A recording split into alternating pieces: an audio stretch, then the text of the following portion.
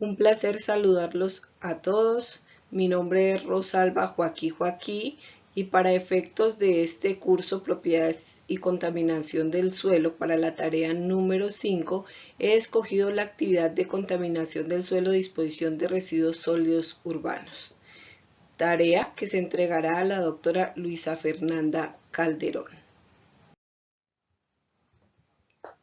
En el marco del por qué y para qué la selección de este tema, quisiera que adelantáramos un siguiente análisis. Recordemos de que una de las principales causas de este problema de contaminación del suelo por la disposición de residuos sólidos urbanos se debe a que hay equipos insuficientes y por ende hay una ineficiencia en el proceso del tratamiento de los residuos tanto orgánicos como en el aprovechamiento de los inorgánicos. Existe también una insuficiencia en recursos que se colocan para poder adelantar los diferentes esquemas de aprovechamiento y por ende hay deficiente implementación en los mismos. En cuanto al componente institucional, pues hay una incipiente, un poco fortalecimiento y gestión para el tratamiento de estos residuos, por ende hay unos bajos niveles de conciencia en la separación en la fuente y en el manejo de los mismos. Esto conlleva este gran problema central como es la contaminación del suelo por disposición de residuos sólidos urbanos, su inadecuado manejo, la inexistente tratamiento y el déficit de aprovechamiento de los residuos sólidos. Y por ende, esto genera grandes efectos como la disminución de la vida útil de los diferentes rellenos sanitarios y se incrementan las tarifas de aseo para los usuarios. Hay una gran disminución en la calidad de vida de los habitantes de los municipios, incluso de los países y del mundo, y por ende se genera una gran contaminación ambiental por la mala incorporación o manejo de estos residuos, generando de por sí un aumento en las necesidades básicas insatisfechas. ¿Cómo es el panorama actual de los residuos sólidos en el mundo? Mire, aproximadamente hoy en el mundo hay más de 8.000 millones de habitantes, que según el informe dado en la diagnóstico de situación de los manejos de residuos sólidos para América Latina y el Caribe, se dice que aproximadamente se generan diario 4.8 millones de toneladas día. Según este mismo informe, se manifiesta que tan solo en Europa cada año se generan más de 3 millones de toneladas de residuos por año. Y ello se puede manifestar de que por ende a nivel mundial los residuos urbanos han ocasionado grandes impactos ambientales por la disposición incorrecta de los mismos y por el aumento diario gracias a los hábitos de consumo que tenemos. Por ende, se dice dicho informe de que se controla aproximadamente entre el 30 y el 40% de los mismos. El informe manifiesta también que la mayoría de países de América Latina solamente tratan el 2% de los residuos generados. El resto se llevan a vertederos a cielo abierto e incluso se dan para alimentación a animales, alimentación que es sin control de residuos. Para efectos de nuestro país, Colombia, según la información del mismo diagnóstico, nos dice que Colombia genera aproximadamente 27.300 toneladas día de residuos en los 1.086 municipios de los 32 departamentos del país. ¿Y esto qué significa? Que aproximadamente el 65% de estos residuos que generan son residuos orgánicos.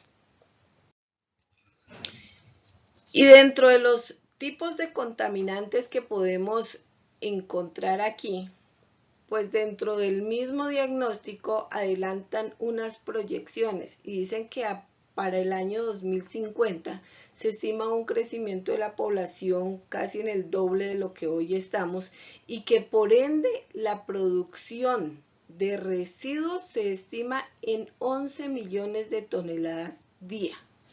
Y por ende, esas toneladas generan más de 880 metros cúbicos de metano.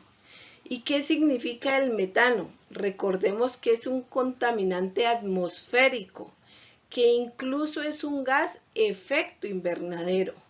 Y por ende también se habla de una producción aproximada de 27.500 litros por segundo de lixiviados. Recordemos que estos lixiviados se filtran y propagan enfermedades, acaban con la flora, con la fauna y por ende la degradación del suelo y este a su vez pierde la capacidad de sostener su ecosistema. ¿Y qué decir de los impactos sobre la salud pública?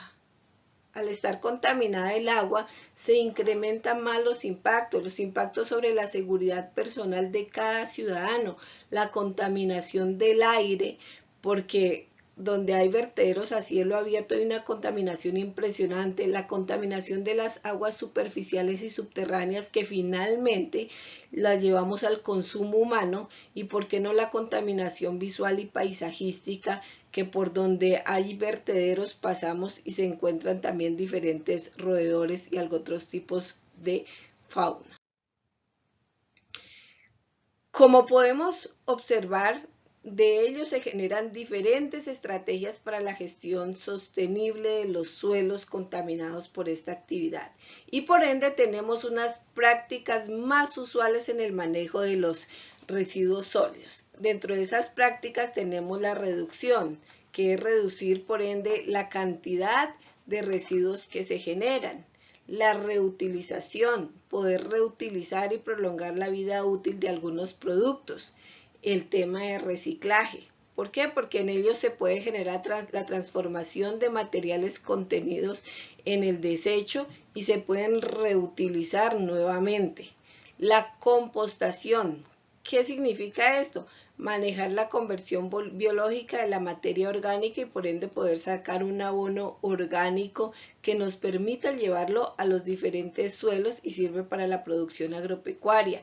La incineración con recuperación de energía de diferentes materiales que se pueden obtener y que salen pues del reciclaje.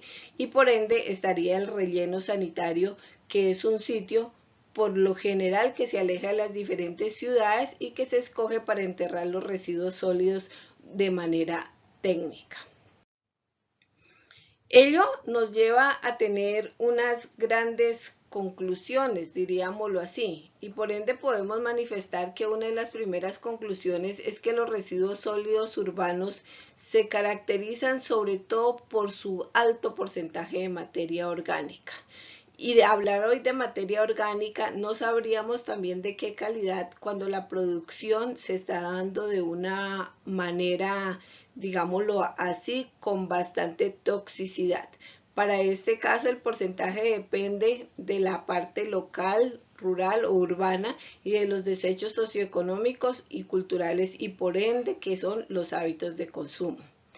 La sensibilización es supremamente clave para la separación en la fuente, pues cada día aumenta la inadecuada disposición de residuos sólidos. Es supremamente clave que tanto en nuestro país como en el mundo tengamos las políticas ambientales y los elementos de planeación como el Plan de Gestión Integral de Residuos Sólidos, pero este debe ser implementado con un seguimiento técnico riguroso y jurídico, porque el resto solamente sería un acto administrativo. Y aquí valdría la pena preguntarnos por qué es importante un relleno sanitario. ¿Y por qué es importante? Porque este evita problemas de salud, problemas sociales, económicos, ecológicos, ambientales, estéticos. Además, que es el método de disposición de basuras en el suelo sin causar daño al ambiente ni perjuicio a la salud pública. Y por ende utiliza los principios de ingeniería para confinar la basura en la menor área posible, reducir el menor volumen posible y cubrirla con una capa de tierra al término de la operación de cada día o en periodos menores si fuera necesario.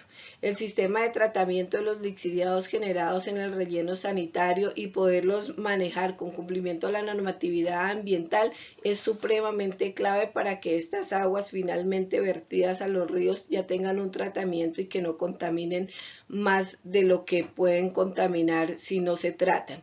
Y por ende establecer lineamientos para el reconocimiento de los recicladores, sus organizaciones y por el servicio que presta, porque esto permite poder afianzar más el proceso de reciclaje y por ende poder aportar no solamente a la parte social, económica, sino también ambiental. Manifestarles que estas han sido algunas de las referencias en las cuales se han consultado la información que hoy podemos brindar aquí. Muchísimas gracias.